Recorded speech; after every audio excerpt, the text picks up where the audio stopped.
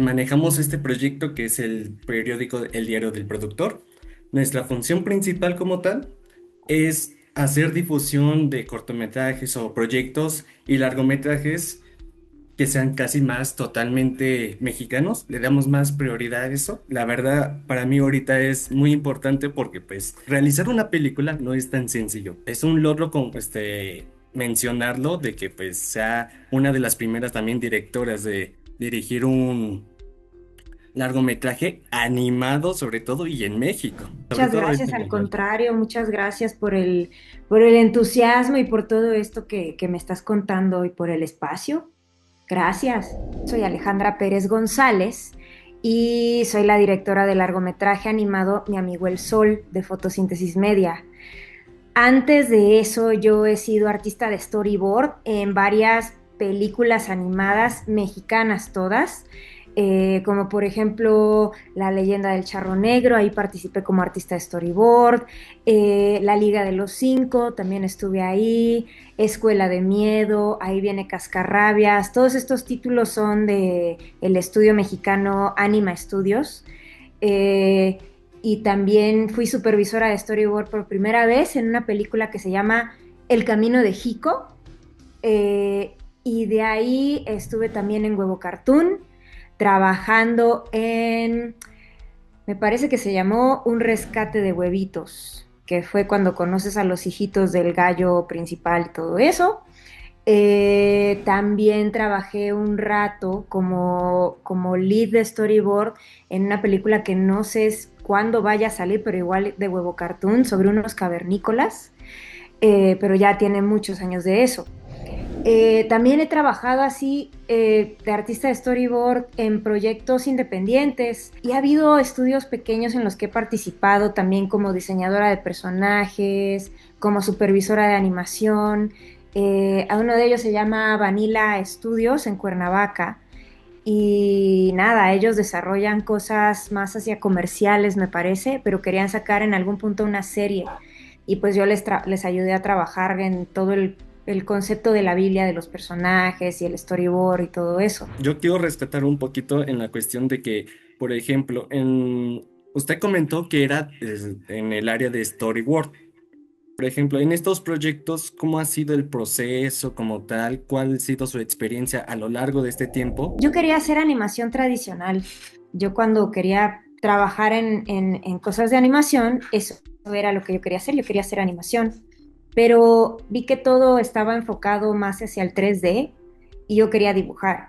Entonces pensé que era lo que se acercaba más a eso y pues por eso me fui por storyboard. Y conforme pasó el tiempo me di cuenta de que pues no, la verdad es que el storyboard es una cosa que se debe de hacer, si bien sí sirve que hagas el personaje muy en modelo y todo para que los animadores se basen bastante en ello y no tengan que inventarse cosas, pues no, realmente el storyboard funciona más para que dibuja rápido, dibuja en sucio, a veces en bolitas y palitos, pero es que lo importante es que se cuente bien la historia. Esa es la importancia del storyboard realmente. Se trata de nada más bocetar lo que es mejor para la historia y entre más sucio mejor, porque es hacerla una y otra y otra y otra vez hasta que se cuente muy bien eso. Entonces, no es hacer dibujos bonitos, muchas veces en las producciones, sobre todo mexicanas, pues sí me ha tocado, quieren precisamente que el artista de storyboard te deje los keyframes para que el animador los calque. Y pues sí, te ahorras tiempo que toca aprender aquí al menos en nuestro país, yo creo, en confiar un poquito más en ese proceso de storyboard de que no tiene que ser los keyframes de animación, creo yo. Pues es primera vez que dirijo en fotosíntesis media, es primera vez que trabajo con los de fotosíntesis, con el estudio de fotosíntesis. Y pues nada, terminamos la película el año pasado y ya este año se estrenó en Guadalajara, ¿no? En el Festival Internacional de Cine de Guadalajara. Y pues ahorita va a estar festivaleando en distintos lugares. Es bueno impulsar esta parte como tal y viendo desde el punto de vista de el storyboard, que es una base como tal y sobre todo importante dentro de un proyecto así. ¿Cómo fue ese proceso? O sea, ¿cómo pasó de esta parte de storyboard a la dirección? Porque, o sea, sí es en el mismo ambiente, pero sí es un paso gigantesco incluso, sobre todo llevar este proyecto creativo tal cual a la pantalla. Fíjate que no es tan raro que pase de ser artista de storyboard a hacerte director, porque pues a final de cuentas, cuando eres artista de board, te toca ser el directorcito de tu mini secuencia. Desde luego que hay un director y tú vas a seguir la instrucción del director, pero eres como el primer paso, a ti te entregan unas hojas de guión y entonces todo es en palabras, ¿no? Y ahí estás aprendiendo de la locación, del personaje, de lo que está haciendo, todas las cosas importantes que pues tú vas a proyectar. Entonces, pero tú eres justamente, tú y el director platican al respecto cómo, qué tiene que sentir, cuál es la vibra, cuál es la emoción, qué es lo que se va a contar, y tú eres el primer paso visual. Entonces, al menos para en animación, sí ayuda mucho ser artista de storyboard si después quieres ser director, pero si entiendes un poquito más lo visual y hacia dónde tiene que ir tu secuencia, tu escena, tu película, cada cosita suma. Entonces, no sé, no es tan raro que artistas de storyboard puedan volverse directores. Depende mucho justamente de qué tan claro puedas ser tú a la hora de contar una historia en tu board. Y entonces, en mi caso, yo creo que eso fue de las cosas que ayudaron a que me eligieran a mí para dirigir este largometraje. Debo aclarar que el guión es de Miguel Ángel Uriegas y él es el dueño de Fotosíntesis, él es uno de los fundadores. Entonces él escribe todos los guiones que se hacen. Dijeron, queremos empezar a tener nuevas voces dirigiendo nuestras películas, porque Mike había dirigido varias, realmente todas. Y fue hasta Un disfraz para Nicolás, que dirigió Lalo Rivero, y Lalo, por ejemplo, venía de trabajar con ellos, ya lo conocían. Lalo es animador. Entonces, sí es como distintos enfoques. Eh, Como animador, pues sí se enfocaba desde luego en la historia, pero tenía como que otra visión más hacia la animación. Yo sí me quería enfocar mucho más en la narrativa y sobre todo yo vengo de puras cosas muy comerciales, ¿sabes? Todas las películas en las que trabajé han sido muy de índole muy comercial. Y eso lo que quiere decir es, pues qué tanta comedia, ¿no? Qué tan accesible para todo el público, ¿no? No muy experimental la cosa. Como que, y pues como yo venía de ahí, también por eso es que dijeron, pues Alejandra puede ser una buena opción. Y uno de los fundadores de Fotosíntesis se llama Genaro López y él había trabajado en Anima hace muchísimos años. Y entonces él preguntaba quién podría dirigir y mucha gente dijo que yo.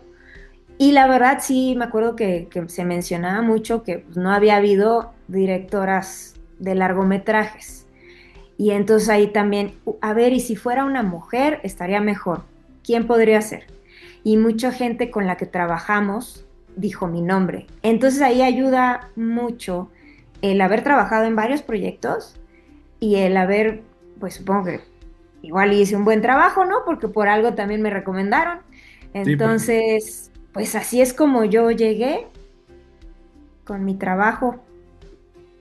usted dice, o sea, la nombraron bastante por la forma que es, su trabajo habló mucho por usted, entonces, de verdad, muchas felicidades nuevamente por ese logro y llegar a dirigir la película. Y otra cuestión aquí es, por ejemplo, ¿qué retos para usted, hablando del mismo tema, qué retos para usted fueron para dirigir este proyecto? ¿Cuáles fueron para usted esos principales retos que se llevaron? Creo que también aterrizar una historia siempre es un gran reto, porque el Mike escribe guiones, es el hombre más entusiasta del universo. Y entonces él escribe y llena su guión y pasa esto y luego esto y wow, wow, magia, wow, wow, así todo es increíble. Y entonces como, wow, son muchas cosas. A ver, simplifiquemos. ¿Qué es lo importante? ¿Para dónde debe de jalar esta historia? ¿Qué es lo que queremos decir a final de cuentas? Porque entretenimiento absurdo pues no, no se trata de eso. Podemos poner un montón de chistecillos y bobadas y jijiji, jojojo, y algunos van a funcionar y otros no van a funcionar. Y pues, pero dentro de todo, pues cuenta una buena historia. También el tema, estás hablando de deidades, mexicanas. Y tú ves las bases de eso para el diseño de personajes pues están cargadísimas de detalles, ¿no? El Tlaloc tiene muchos colmillos, tienen todo, en los códices tú los ves llenos de dibujos, llenos de cosas, de que si el penacho, que si armadura o el arma o lo que traiga, un montón de cosas. Y entonces ese era otro reto, ¿no? De qué manera, si había que simplificarlo, porque volvemos, para mí sí era muy importante que tuvieran mucha movilidad y mucha expresividad. Entonces, simplifica. Siempre la onda esta de que menos es más. Ese era el lema o lo que me motivaba. Y justo sacarle con los animadores, diseño de personajes fue, y luego la animación también fue reto, ¿no? Porque justo cómo sacas esa vida de cada uno de estos personajes, que no se me mueran, que no se quedan todos tiesos, y sin embargo, te tienes que limitar porque pues no tienes tristemente los recursos como para que todo esté animado precioso y full y en unos, ¿no? Y una onda así muy, pues no, no se puede. Entonces, órale, búscale el modo de que con una sola expresión y solamente hablando funcione, ¿va? Porque pues no vas a poder hacer que se mueva mucho el mono.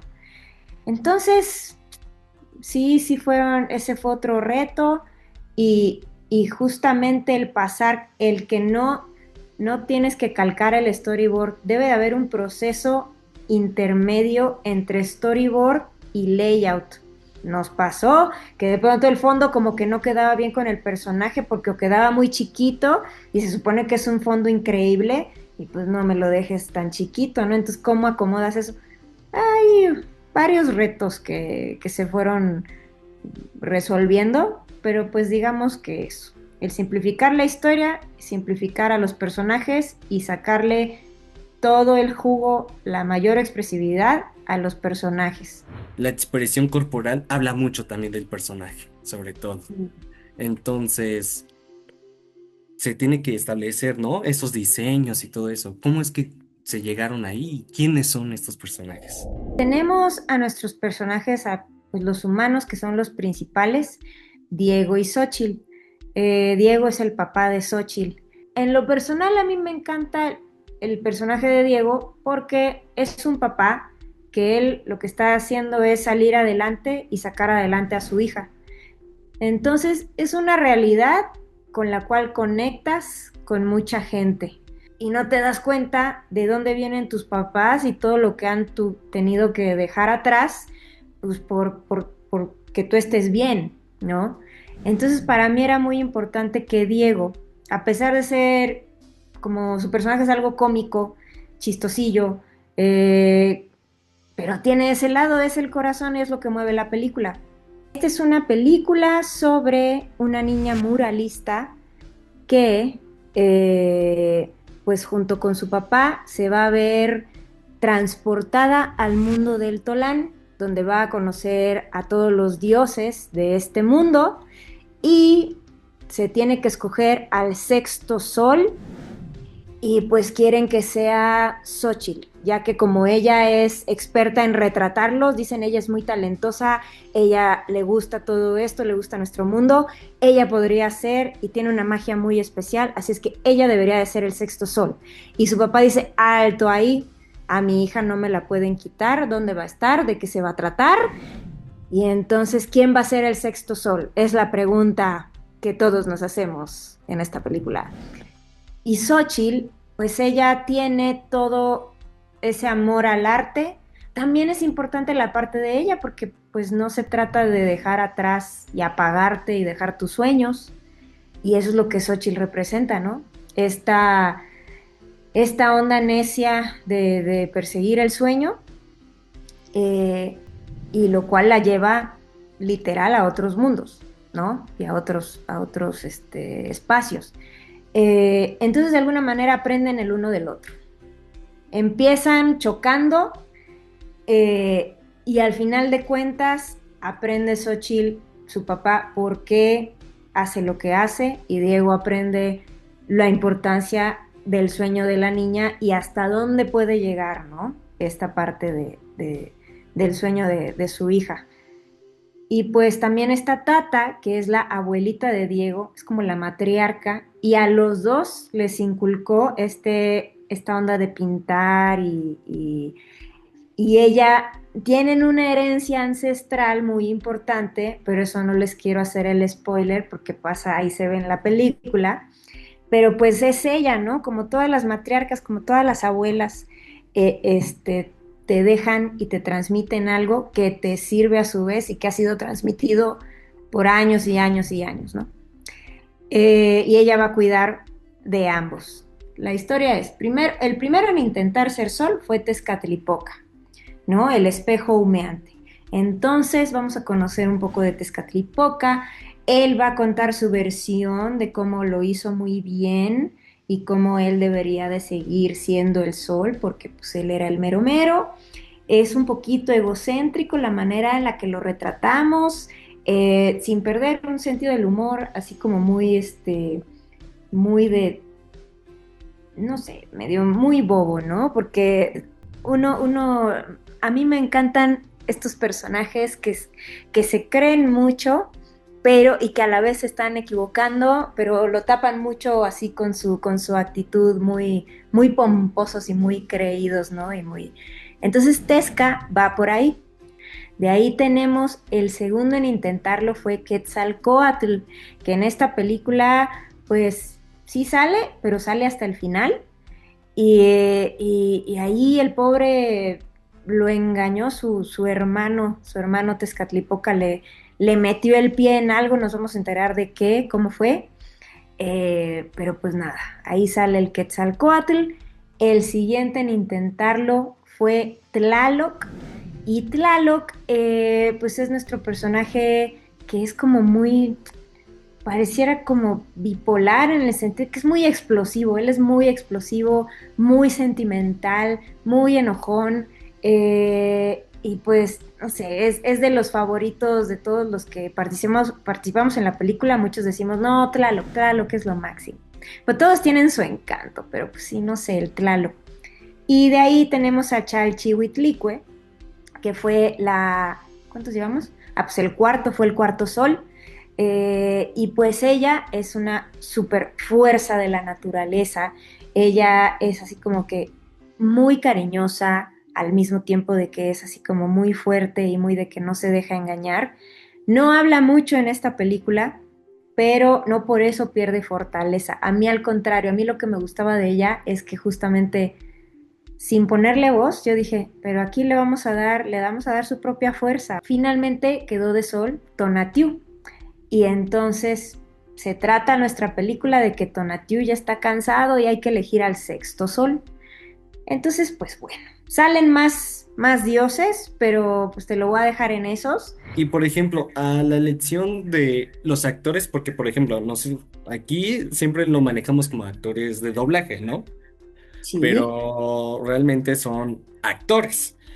La selección de estos actores, quiénes participaron, cómo fue esto, por qué fueron ellos para cada personaje. Fíjate que nos ayudó mucho Gaby Cárdenas. Ella es directora de doblaje, con muchos años de experiencia.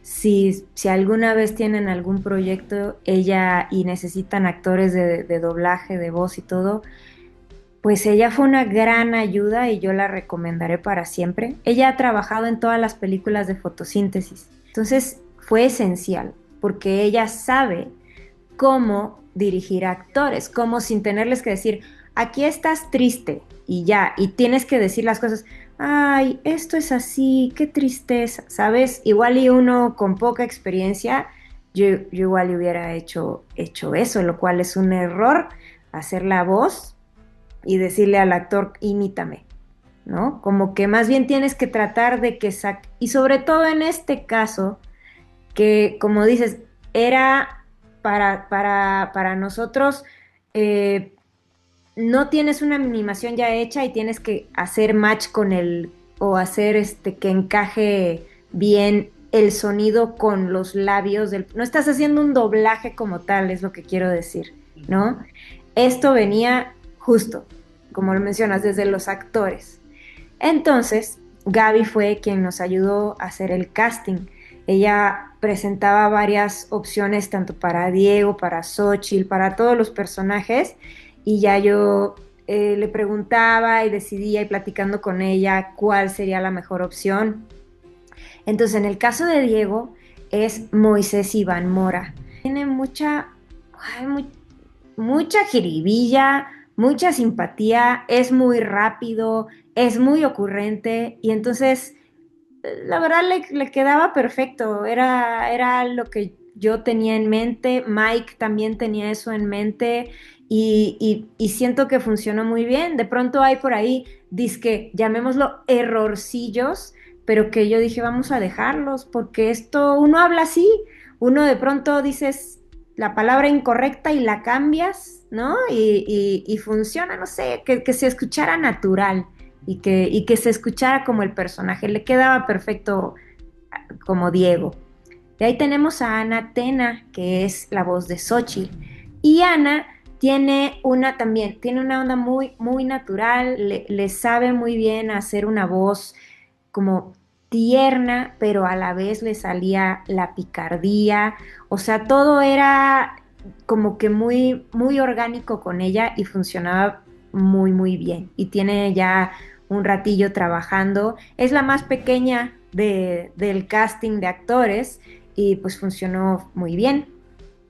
De ahí Tata o sea, la abuelita es Rocío Garcel de Roy y ella pues, tiene toda la experiencia del mundo porque ella ha trabajado en doblaje, fue por ejemplo Bulma en Dragon Ball, por ponerte un ejemplo que es el que se me viene a la cabeza, pero millones de personajes, de hace muchísimo tiempo.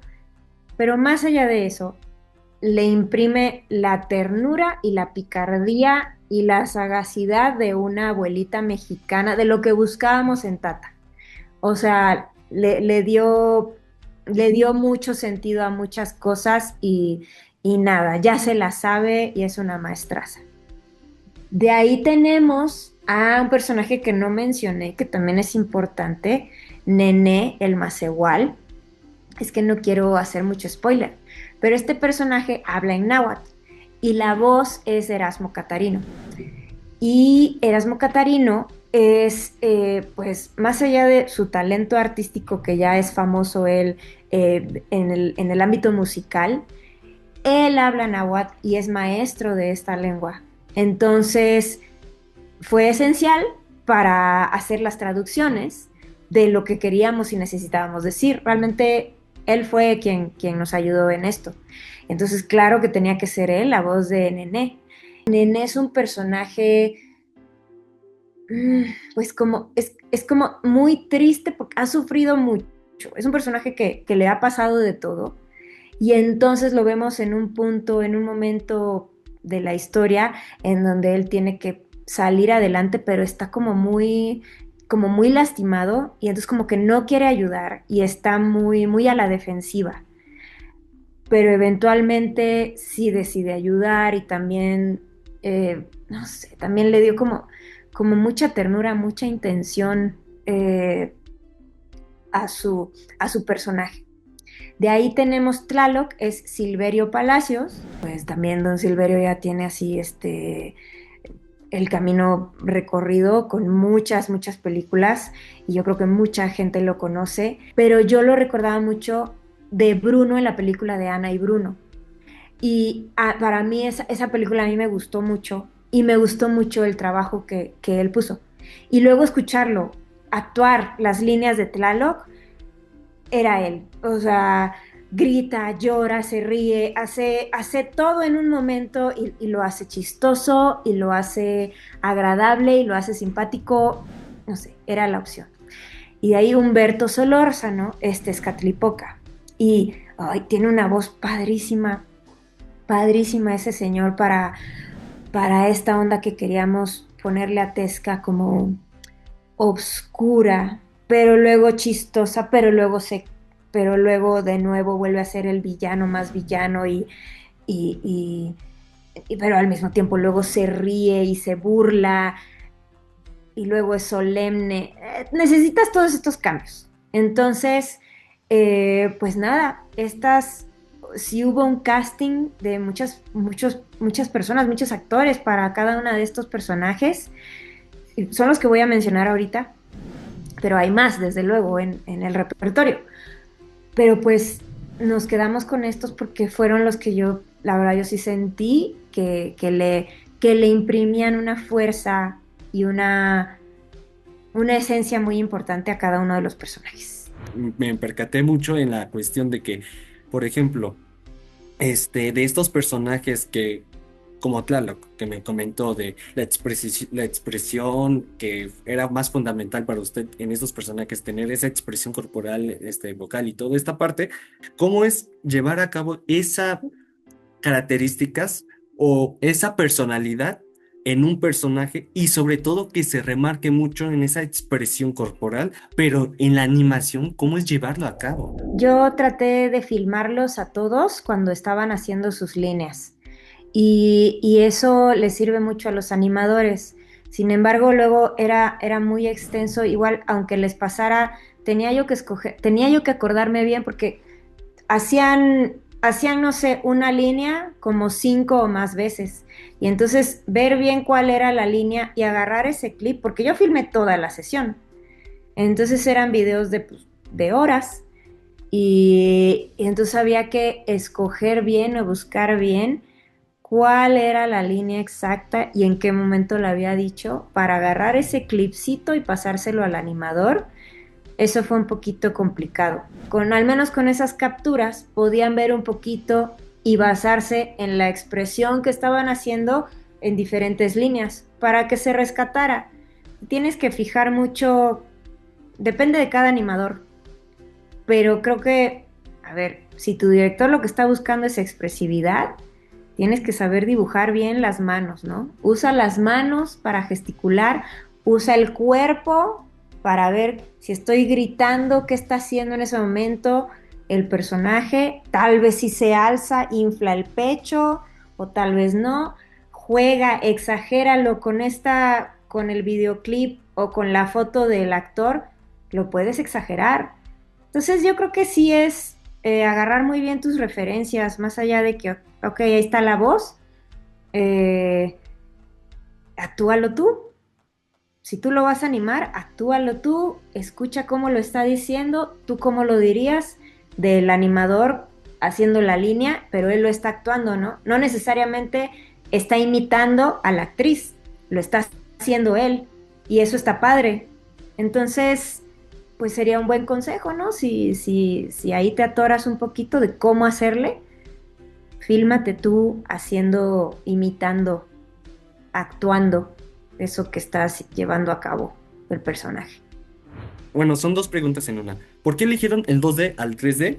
Y la otra Ajá. es, entonces, ¿cómo es que llegaron a ese punto de ese estilo de arte para la película? Fotosíntesis siempre ha hecho en 2D. eh, ya saben cómo.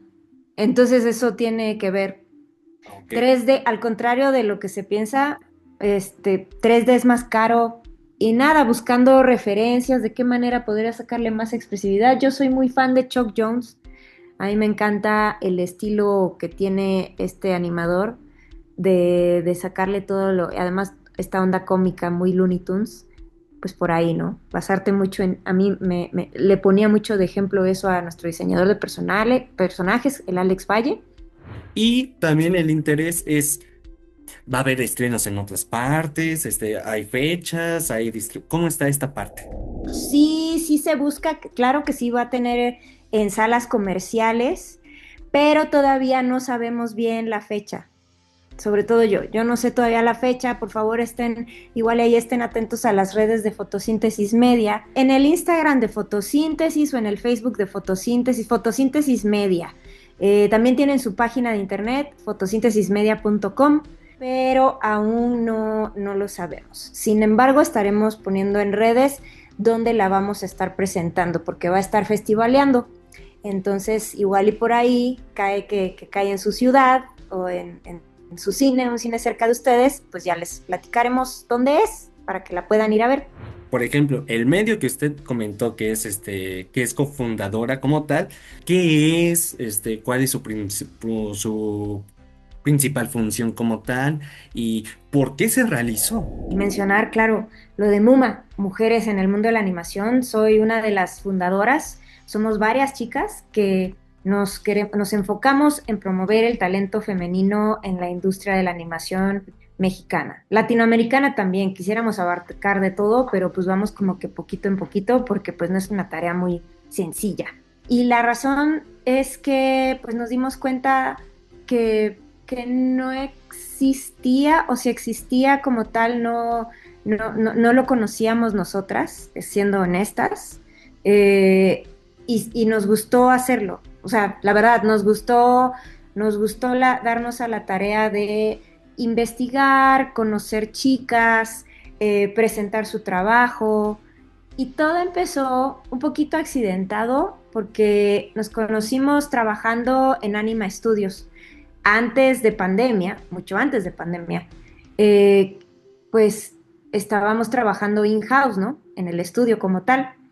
Y ahí, pues lo que era bonito de esa parte justamente era el día a día y el trato con todas las personas, ¿no?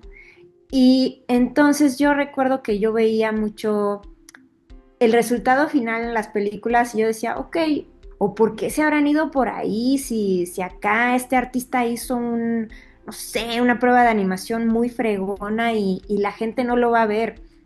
Tal vez es algo que como artista por eso me interesa más, ¿no?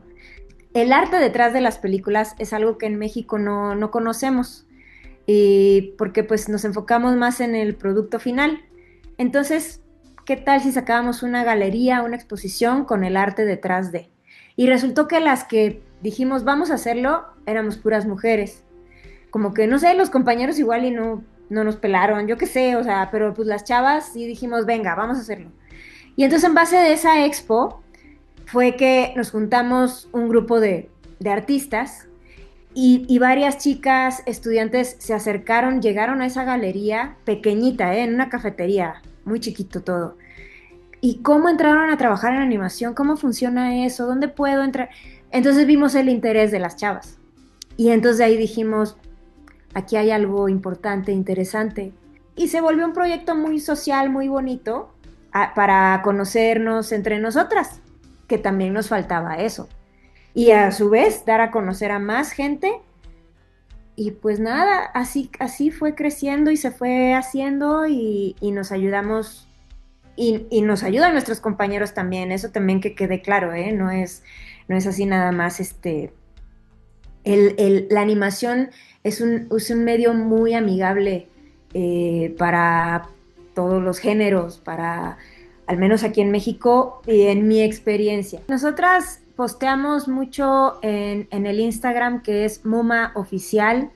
Tenemos nuestra página que es también Muma Mujeres en el Mundo de la Animación, .com. Tenemos un grupo en Facebook, que Facebook igual ya no lo usa mucho la gente, pero bueno, pues ahí seguimos en Facebook posteando cosas. De hecho, perdón, ya estamos lanzando talleres junto con otra asociación que se llama Reta Tewari.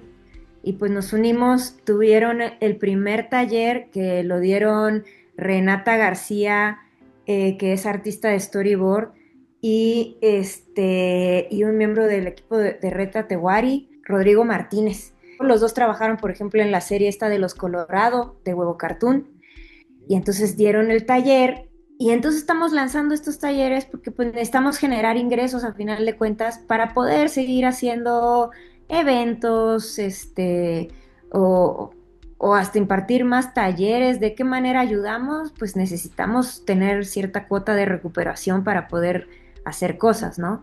En las redes sociales vamos a estar posteando y vamos a estar dando estos anuncios. Y luego sí tenemos espacios para becarias. Entonces también escríbanos y busquen ahí por medio de Muma y ahí estaremos pendientes. ¿Qué mensaje le daría a estos estudiantes? Fíjate que me gusta eso porque siempre esa es una pregunta.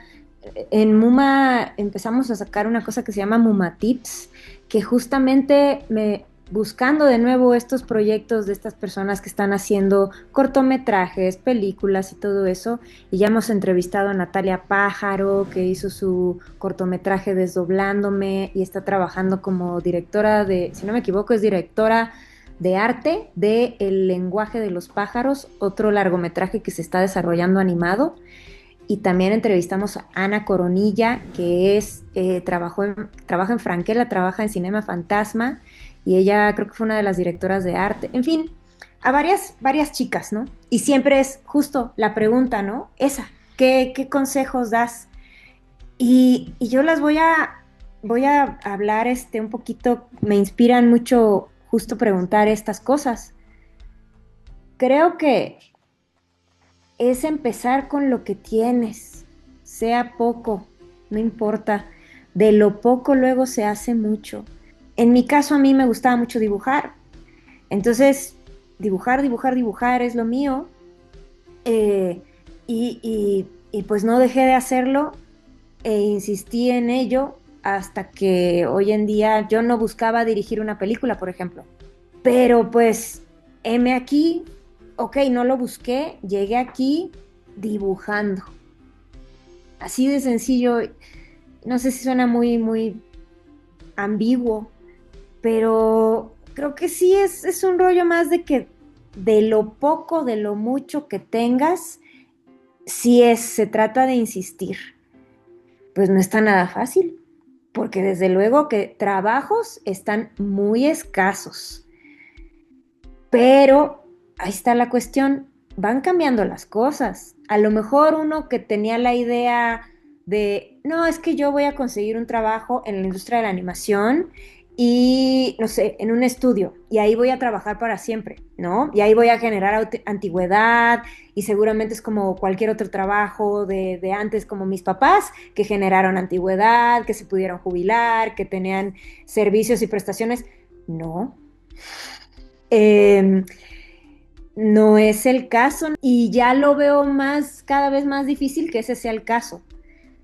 Pero, pues, ¿cuál es la opción? Pues hay de dos, ¿no? Cambias de carrera y buscas algo seguro, que ya nada lo es realmente, creo yo, o insistes en esto y sacas ventaja de la adversidad. Y en eso me refiero a que, bueno, ahora tenemos YouTube, puedes sacar tu propio canal de YouTube, puedes hacer ya tu propio largometraje animado. Y ya sea, ok, si tu fuerte no es dibujar, no eres animador como para, órale, me lo aviento yo solo y todo, pues está bien, porque la animación no es de una sola persona, sino es en equipo. Pues entonces se me quita la pena y empiezo a preguntar entre a lo mejor mis compañeros estudiantes, o a lo mejor hay amigos que les interesa que sepan de alguien y órale, entonces tú sí dibujas, ayúdame, a mí me gustaría dirigir, tengo este proyecto en mente y va por acá y no sé qué. Ay, necesitamos un productor, alguien que nos organice un calendario y que nos dé fecha. Órale, vas armando tu equipo. Se vuelve ahora una cosa muy de índole independiente. Y entonces quieras o no, eso tal vez sea una ventaja. Hay muchas herramientas, es abrumador toda la cantidad de información que hay afuera, pero pues empieza por algo, lo primero, lo que te llame la atención, ¿no? Hay tutoriales, hay de todo allá afuera para que uno solito empiece, y lo digo así porque pues cuando yo empecé no era el caso, ¿no? No había, hay ahora escuelas de animación. Eso no había cuando yo salí de la preparatoria, por ejemplo, ¿no? Yo diría, arriesguense a hacerlo como mencionas tú, ¿no? Eso, arriesgarse uno a dar el salto, a intentarlo, porque pues, ¿qué puede pasar? Lo ve la gente, le gusta, no le gusta, haces otro, y luego otro, y ese te enseña y te enseña y te enseña, y solo así, solo de los errores se aprende. Busquen mucho todas estas convocatorias que dan dinero para hacer tu cortometraje, para hacer tu largometraje, para empezar en esto de la animación. Todo está ahí, todo está al alcance de nosotros y solamente es intentarlo muchas veces hasta dar con el objetivo. Y a veces acabas dirigiendo una película y no era lo que tú, no era lo que tú tenías pensado, pero pasa. ¿Usted qué mensaje también le daría a ellas de, este, pues seguir adelante en este ámbito? Hay que saber darse uno mismo su propio valor. Hay que aprender a negociar.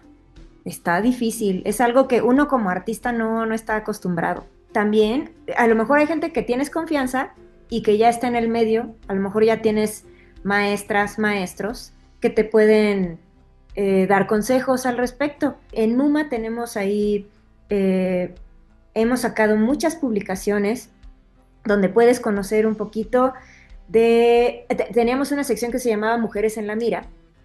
Échense un clavado, les invito justamente a que busquen esas publicaciones en el Facebook de MUMA y en el Instagram de MUMA, y ahí nada más cachar los nombres y a lo mejor las redes sociales de alguien que les despierte curiosidad porque digan, es que yo me quiero enfocar a eso. A lo mejor una chica era solo directora, a lo mejor una directora de arte, diseñadora de personajes, yo qué sé.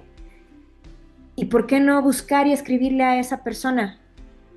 Y preguntarle, ¿saben? O sea, preguntarle, acercarte, cómo fue su camino.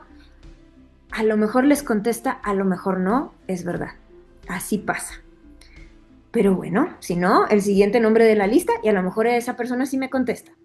Entonces, creo que acérquense y pregúntenos, estamos abiertas a que nos busquen, a que nos pidan el consejo, pues en lo que uno pueda ayudar, perder el miedo a preguntar y a decir, yo tengo esta duda o yo quiero este puesto, ya llevo algo de tiempo trabajando en, no sé, en storyboard y yo quiero dirigir una película, alzo la mano. Eso también se vale, ¿no? Aprender a negociar muy bien qué les conviene, porque tampoco se trata de ser esclavos. Uno ahí siempre va a sopesar. A lo mejor en alguna época yo fui esclava, sí, y fue para aprender, ¿sabes? Y me sirvió, pero no quiere decir que lo voy a hacer toda mi vida. No, tenemos que tener muy presente lo que valemos. Nuestros años de experiencia lo valen, nuestro conocimiento lo vale y aprender a negociar. Me acuerdo de una anécdota muy personal. En uno de los trabajos de cazadores de talentos, algo así. Me dijo, no, no, no, acá vas a ser supervisora y te van a pagar tanto. Y yo, bueno, seguro, porque yo en la entrevista vi que no era eso. No, sí, sí, sí, claro que sí. Bueno, pues ahí va la mensa de mí, le hace caso porque pensé que él era serio y entonces renuncio al trabajo estable que tenía, donde me dijeron, tú ven a ver Netflix, no, no importa, quédate aquí. Y yo, pero fíjense que allá me ofrecen más dinero, me ofrecen no solo por más dinero, me ofrecen más responsabilidad y eso pues a su vez se trata de conocer y de mejorar uno como, ¿no? Este, y pues de eso se trata, de ir creciendo. Entonces les dije, muchas gracias porque me querían pagar solo por ver Netflix, pero pues no, los tengo que dejar y me voy acá. Llego al otro trabajo y me dicen, no, el cazador de talentos pues se equivocó, no, inclusive me iban a pagar menos. Y yo así de, bueno, qué regada, ¿no? Sí, le hablo angustiadísima a una amiga que es abogada y le digo, oye, es que hice esta estupidez, que no sé qué. Tú tranquila, tú ya sabes tu valor, lo que vas a hacer es que vas a ir con este estudio con el que entraste a trabajar y les vas a decir, mira, yo valgo esto por mi talento, porque hago esto y esto y esto, y está bien, ahorita ya acepté, accedí a esta paga, este puesto menor, bla, bla, bla, pero tú te vas a dar cuenta con mi trabajo de mi talento. Y entonces nos dimos el periodo de prueba, que eran los 6 meses o menos, ya no me acuerdo, que duraba tal película. Para la siguiente película vamos a negociar mejor. Y ya el del estudio me dijo, va, de acuerdo, vemos qué onda y todo eso. Pues dicho y hecho, probé mi valor, ¿no? Por menos paga, todo mal, todo parecía mal, todo mal. Pero bueno, por un lado, conocí gente muy chida, me la pasé increíble con el equipo de trabajo, entonces me llevo eso de aprendizaje, o más bien me llevo eso de qué chido estuvo. Y luego, justamente para la siguiente película, sí me dijo, va, ahora sí, este, todo lo que dijiste, sí, sí, nos gusta tu trabajo, queremos que te quedes, te ofrezco esto y no sé qué. Y así, entonces, funcionó. Entonces a veces uno puede hacer eso, uno puede negociar el, para el siguiente proyecto o para, si en un mes tú ves que mi trabajo no te gustó o lo que sea, ok, déjame así por lo que dura, pero si no, negociemos. Entonces uno debe de aprender como que esas, en la medida de lo posible. Yo sé que este caso fue muy particular, pero pues no sé, a mí me sirvió. Entonces lo dejo así como anécdota de cómo podemos negociar hombres y mujeres, pero chavas, animarnos a perder ese miedo y sí decir, valemos esto, te lo voy a probar. Por mí ya en preguntas en general y sobre todo estos mensajes que usted mencionó, que muchas gracias por eso también. Sería todo de mi parte. De verdad disfruté mucho esta entrevista porque qué impresionante tiene este legado, el movimiento, la primera dirección de esta película, em, su, su historia de trabajo lo dice mucho, de verdad. Entonces, como le comento, para mí sí es muy impresionante eso. Y agradezco mucho que se haya tomado este tiempo, el espacio sobre todo, y de mandar estos mensajes para las personas que están terminando o ya terminaron y quieren conocer esta historia como tal. Entonces, no, de verdad, muchas gracias, Ale. Ale. Muchas Ah, gracias, Gael.